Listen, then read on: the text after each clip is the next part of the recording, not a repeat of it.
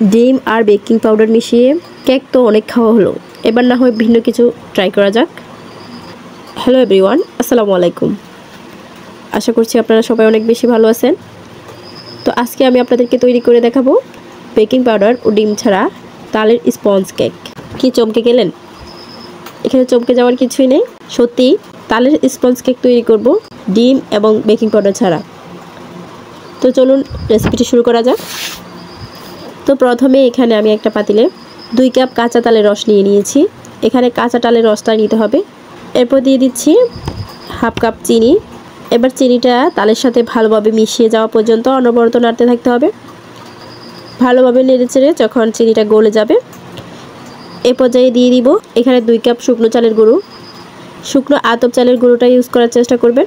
চালের গুঁড়োটা দিয়ে এবার হুইস্কের সাহায্যে ভালোভাবে এটা মিশিয়ে নিব। ভালোভাবে মেশানো হয়ে গেলে এবার একটা ঢাকনার সাহায্যে এই ব্যাটারটাকে রেস্টে রেখে দেব 5 থেকে 6 ঘন্টার মতো।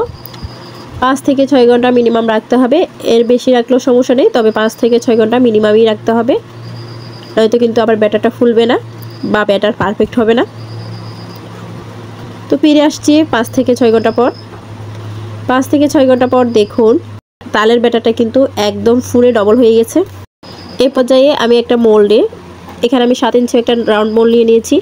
এবার মোল্ডে কিছুটা তেল ব্রাশ একটা কাগজ বিছিয়ে দিচ্ছি। এরপর ব্যাটারটাতে চলে যাচ্ছি। ব্যাটারটা দিয়ে দিচ্ছি হাফ চা চামচ লবণ বা স্বাদ মতো লবণ দিবেন এখানে। এরপর আরও দিয়ে দিচ্ছি কিছুটা নারকেল কোড়া। আপনারা আপনাদের স্বাদ অনুযায়ী কম বেশি নারকেল কোড়া ইউজ করতে পারেন, আর না চাইলে না ইউজ করতে পারেন। এখানে আমি স্বাদ ইনহ্যান্স করার জন্য নারকেল কোড়াটা দিয়েছি। তালের পিঠার সাথে কিন্তু নারকেলটা যায় বেশি। নারকেল কোড়াটা দিয়ে এবার ব্যাটারটাকে ভালোভাবে মিশিয়ে নিচ্ছি। ভালোভাবে মেশানো হয়ে গেলে এবার ব্যাটারগুলো আমি এরকম একটা 7 ইঞ্চির মোল্ডে ঢেলে নিব। ব্যাটারগুলো ঢেলে নেওয়া হয়ে গেলে এবার উপর থেকে আমি কিছুটা নারকেল গার্নিশিংয়ের জন্য ছড়িয়ে দিচ্ছি, আর সাথে দিচ্ছি কয়েকটা কিশমিশ।